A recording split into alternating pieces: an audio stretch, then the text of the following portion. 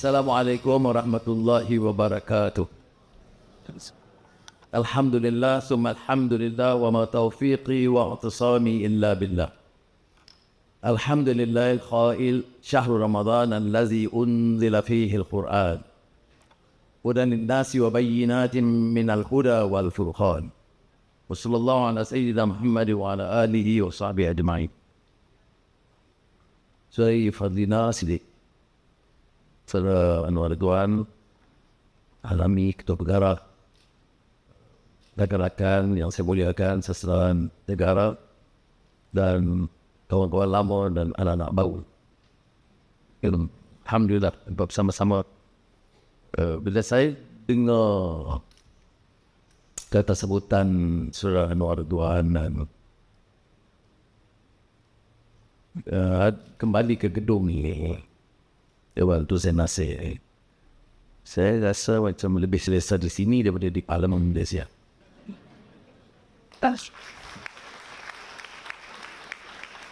Kadang-kadang dalam pembicaraan saya dengan Azizan, saya kata mungkin saya salah profession gitu ya. Sebab ini saya lakukan sebab. Jadi Anwar Zabi jangan bimbang, saya tak mau guna teks. Pertama kita luncurkan 2 buku, ya, kitab Atiqah Tua yang diteliti oleh Naskah Leiden yang oleh Muhammad Haji Saleh, dan Tafsir Maudu'i oleh Syekh Muhammad Al-Ghazali, seorang ulama besar. Muhammad, kedua-dua buku ini di antara teks penting saya semasa di penjara Sungai Buloh. Sebab saya tidak maklum awal dengan buku ini. Kalau tidak, saya nanti bawa ada nota-nota saya teliti, meneliti semula kupasan ataupun edit oleh Profesor Muhammad dan Tafsir Maudu'i. Tafsir Maudu'i, saya ada catatan tu, ya, catatan yang saya lakukan di penjara. Kalau saya tahu awal, saya dibawa dan saya boleh gunakan teks itu untuk rasa bahagia untuk mengkritik Profesor Muhammad depan dia. Jadi Profesor Muhammad memberikan satu kupasan yang lebih menyeluruh, satu versi yang agak berbeza daripada versi biasa yang kita ikuti sekarang, dan dalam pengantar itu dengan beberapa pandangan yang lebih kritis terhadap beberapa tafsiran, sama ada yang mau terlalu mendewakan atau sebaliknya mengkritik tetapi tidak dalam konteks. Saya ingat persis pandangan Profesor Muhammad yang mengkritik karya klasik tidak lagi sudut kacamata kini, kerana konteks itu berbeza. Dan ini juga beri jawapan tentang beberapa kupasan terdahulu mengenai kaya orang tua. Tafsir Maudu'i oleh Syekh Muhammad Al-Ghazali ini ialah tafsir Al-Quran mengikut tajuk, ya. Dan tajuk-tajuk itu dikupas dari pahaman mufassir tradisional dan pandangan semasa yang kontekstual, ya, yang muasir, dan memberikan kita kefahaman yang lebih mendalam, membaca, memahami dan menjiwai dan menghayati semangat Al-Quran itu. Itu bagi saya kekuatan tafsir Maudu'i yang kemudian di sini disambut oleh sahabat saya Syekh Sidi Fadil dalam beberapa karya beliau yang terkini. Tetapi dalam tafsir Maudu'i umpamanya, Syekh Muhammad Al-Ghazali itu mengupas Al-Quran dan memberikan apa yang saya katakan makna relevance kepada keadaan semasa dan supaya kita menjiwainya. Sebab itu dalam ayat Al-Quran yang mula saya bacakan tadi, Syahrul Ramadan, bulan Ramadan, unzila fihi Al-Quran, turunnya Al-Quran. Tapi tidak berakhir di situ. Hudan linnas, dia memberi petunjuk kepada manusia. Apa makna petunjuk kepada manusia? Wa bayyinatin minal huda wal furqan. Kerana dengan pahaman Al-Quran mampu memberikan petunjuk hanya sekiranya kita ada tahap kefahaman, kerana boleh menilai berdasarkan apa yang berlaku sekitaran kita, yang kita saksikan, kita lihat, dan tambah petunjuk dan furqan, boleh kita nilai di antara yang ma'ruf dan yang munkar, yang hak dan yang batil, kerana kefahaman. Dan tafsir Maudhu'i itu cuba menghayati semangat yang sedemikian. Istajibu lillah walir rasul idza da'akum lima yuhyikum. Ya, penghayatannya. Baik, demikian tazkirah awal. Kemudian Anwar sengaja provokasi saya tadi dengan menyebut karya Gabriel Garcia Marquez, Until August. Kebetulan saya di tiap perjalanan, kalau jauh, saya tentulah takkan begitu saya ni baca Quran atau apa Quran, ya. Saya seling baca. Kebetulan Garcia Marquez itu Pak Samad lebih arif, itu yang saya minati, dan hampir, saya tak boleh katakan semua, tapi hampir semua novel dalam bahasa Inggeris itu saya sudah baca, ya. Termasuk 100 Years of Solitude yang tentunya lebih berat dengan magico realisnya. Dan antara yang novel yang kecil yang saya minati, The General and Its Labyrinth, yang mengupas kisah perjuangan Simon Bolivar, pejuang kebangsaan yang menentang penjajahan imperialisme Spanyol di beberapa negara. Dia terus berjuang, tapi akhirnya yang sangat mengesankan, menyentuh sanubari saya. Saya betul-betul ingat. Dan novel itu saya beli beberapa naskah masa di London 10 tahun yang lalu, ya. Dan saya sampaikan kepada beberapa teman-teman. Dan di atas bukit itu dia merenung Bolivia dan beberapa negara yang tak ingat persis. Tapi dia memikirkan perjuangan dia yang awal dengan idealisme mencapai kemerdekaan, kebebasan, dengan maksud menegakkan keadilan, membela nasib rakyat. Tapi merenung VL, pimpinan yang ambil alih itu, dengan kerakusan mereka, dengan tamak haluba mereka. Jadi itu seolah ada rasa kesedihan yang amat bagi seorang pejuang kebangsaan ulu di Latin America, Simon Bolivar. Jadi kerana latar belakang itulah, maka saya bila dengar buku terbaru beliau, mungkin lepas 10 tahun setelah beliau meninggal dunia, diizinkan oleh anak-anaknya diterbitkan Until August. Dia tidak setuju buku itu diterbitkan, kerana anak-anaknya memikirkan ini satu sumbangan berdunia sastra yang besar. Maka saya baca. Ada kritikan daripada wartawan senior, katanya ini erotik.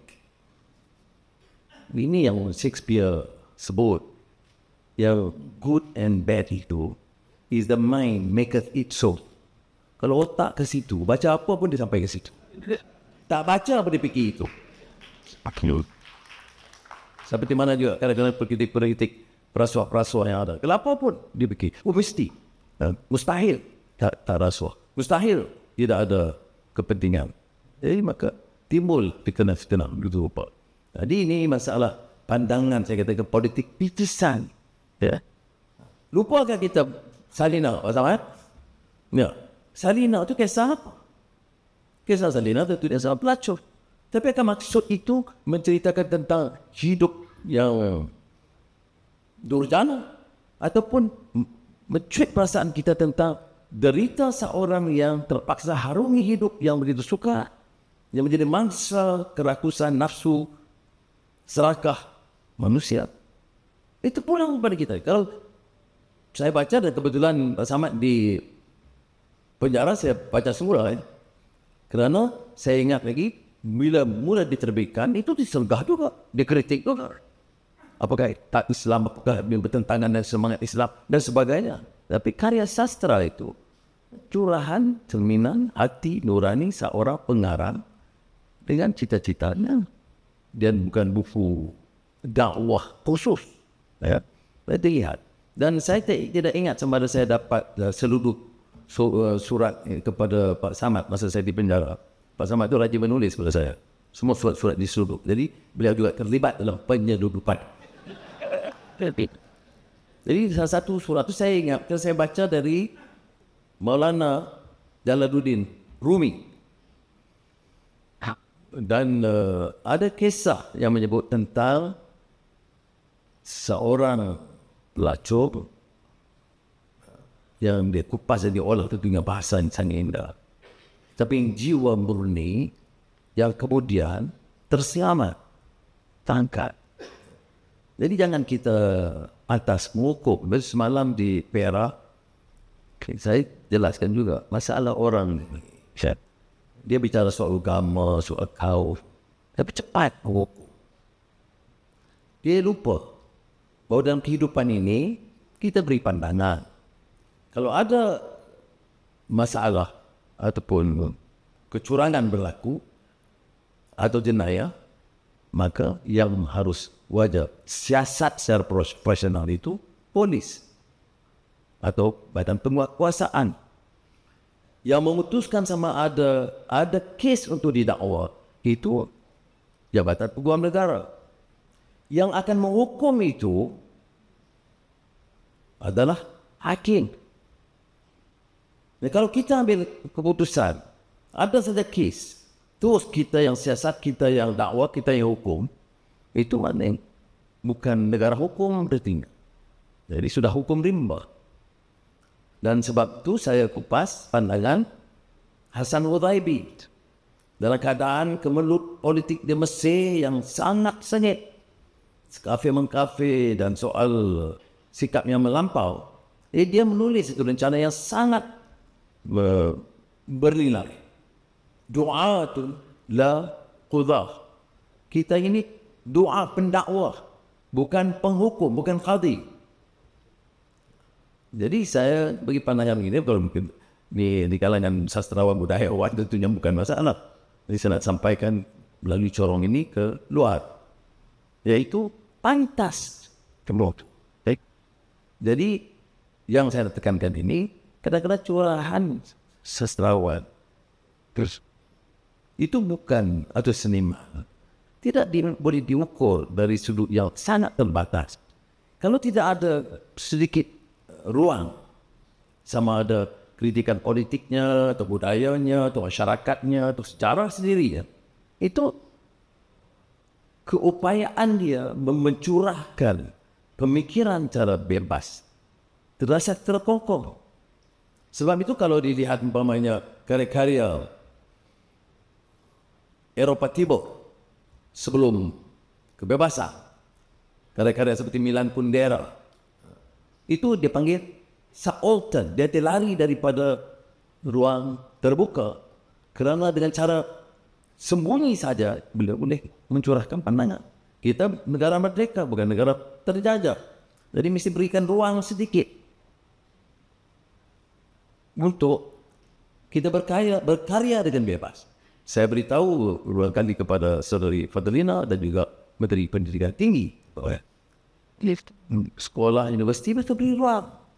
Menimba ilmu, menimba alamnya juga melatih mereka supaya agak lebih kritis. Ya. Dia ada juga critical thinking. Harus ada begitu.